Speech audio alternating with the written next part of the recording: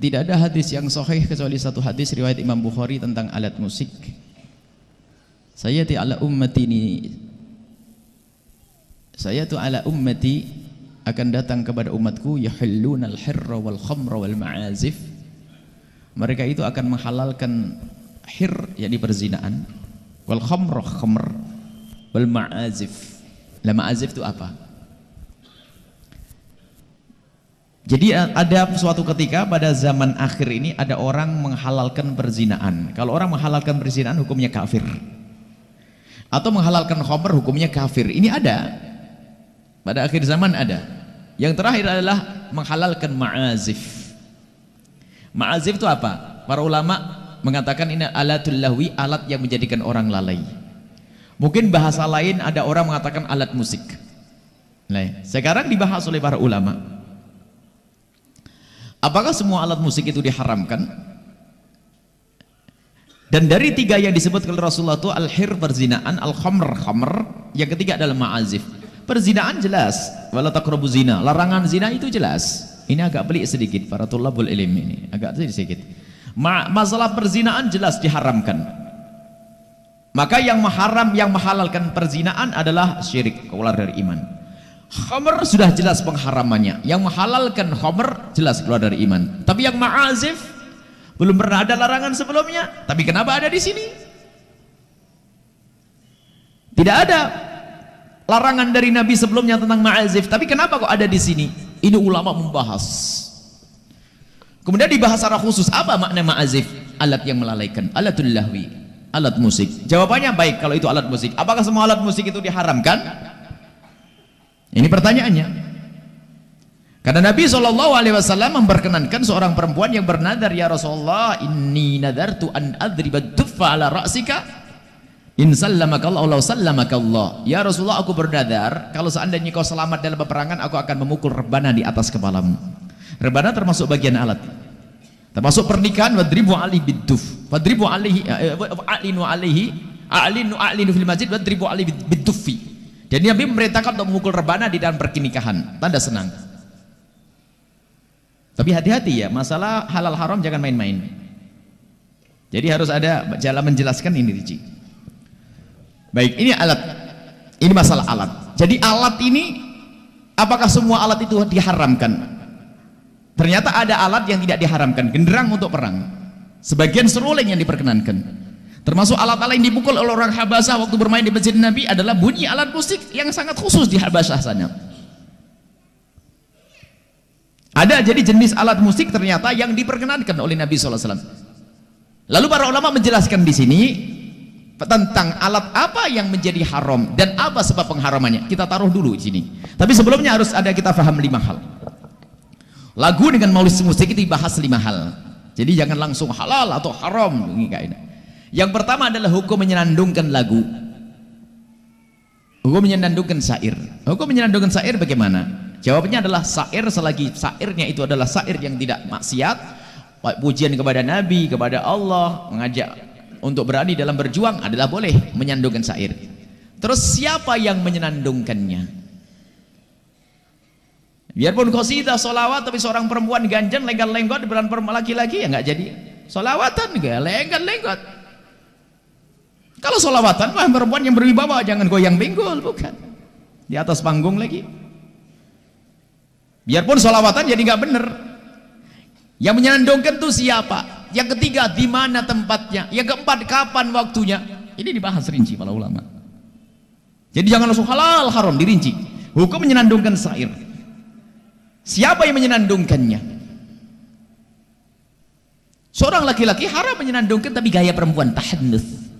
Gaya perempuan itu haram. Ada begitu. Kemudian di mana tempatnya? Wah, solawat badar.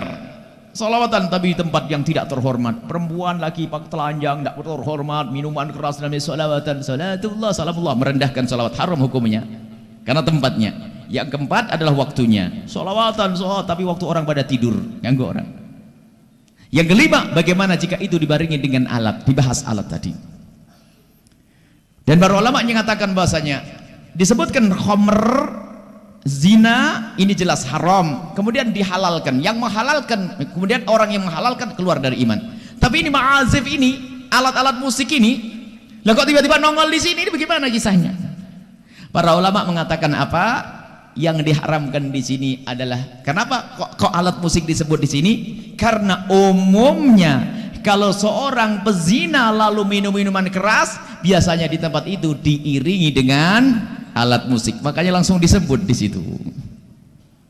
Makanya para ulama menjadikan yang pasti jelas haram adalah alat musik yang menjadi da'bul fusak, menjadi kebiasaan mereka. Asalkan alat musik yang semua orang kalau dengar alat musik itu biasa aja adalah di tempat-tempat disco dan sebagainya, lagi perempuan pasti itu haram, atau goyang pinggul yang nggak kalau pasti haram, jelas itu. Tapi semua jenis alat, apakah batu dikumpulin tok tek, kentongan klotak klotuk, tapi kalau tidak mengarah kepada pekerjaan yang fasik, tidak bisa dikatakan haram. Coba ada kentongan waktu ronda apa tuh ngobrok ya di sini. Kalau Jawa Timur ronda, kentongan yang bunyi tuntang dundung, itu bukan gitar, bukan organ juga, tapi bambu yang bersuara sehingga mengeluarkan suara yang indah. Kadang-kadang indah itu suaranya. Itu bukan rebana juga. Apakah kentongan haram? Kecuali kentongan yang memang dibuat kentongan jenis tertentu, biasanya apa? Dibunyikan untuk sambil berzina dan minuman keras, maka jadi haram. Maka alat musik yang mutlak diharamkan adalah alat musik yang menjadi da'bul fusak, yang menjadi kebiasaannya orang fasik. Adapun alat-alat musik yang tidak menjadi kebiasaan orang fasik, misalnya di sebuah daerah Anda menemukan sebuah alat musik, itu hanya tradisional untuk melatih perang, untuk semangat belajar ini, selagi tidak menjadi kebiasaan orang mabuk berzina, maka bukan termasuk sesuatu yang diharamkan. Apakah itu dianjurkan? Oh bukan. Bagaimana jika ada sholawat dibarengi dengan rebana dan sebagainya? Ada rebana diajarkan. Atau mungkin alat musik yang lainnya, yang penting bukan alat musik yang menjadi kebiasaannya orang ahli maksiat. Selagi bukan kebiasaan ahli maksiat, maka ketahuilah bahwasanya itu bukan sesuatu yang mutlak diharamkan tadi.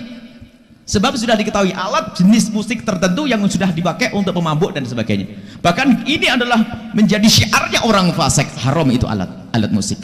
Tapi kalau alat musik yang di situ tidak menjadi ciri khasnya orang fasik, orang ahli maksiat, maka termasuk masuk bab yang mubah, diperkenankan. Kalau dibarengi dengan satu syair-syair yang baik, maka bukan satu yang terlarang, asalkan memenuhi syarat yang 5 tadi. Akan tapi apakah itu dianjurkan? Apakah dianjurkan? Oh, mendengar hal-hal yang semacam itu bukan suatu yang dianjurkan, karena bisa menjadikan kita lupa. Kalau melupakan kewajiban menjadi haram. Jadi ada marhalah irsyad, fatwa itu halal haram. Tapi kalau masalah petunjuk, lah santri sahurnya tidak banyak dengar yang demikian itu. Santri tugasnya belajar, ahli zikir ngapain perlu alat-alat musik. Tapi ada sebagian orang yang dia masih dalam mau hijrah dari musik-musik yang gak karu-karuan, lalu menuju kepada alat-alat musik yang tidak mutlak haramnya, itu hijrah. Pada akhirnya pengen sholawat sendirian. Jadi hukumnya semacam itu. Alat musik asalkan bukan menjadi ciri khasnya orang fasik, asalkan di saat Anda mendengar tidak kebayang kekafiran atau kefasikan, perzinaan dan sebagainya, maka itu adalah jenis alat musik yang bukan mutlak diharamkan tadi. Bahkan bisa ini itu adalah masuk pada alat musik yang diperkenankan. Sehingga ada seorang alim besar, seorang sufi besar, Syekh Abdul Ghani An-Nabulsi, beliau menamai Idahud Dalalat, fi sama'il alat, dia menjelaskan beliau adalah seorang sufi. Jangan biasanya orang yang anti musik itu lalu sudah urusan sufi itu, masya Allah, orang sufi di antum.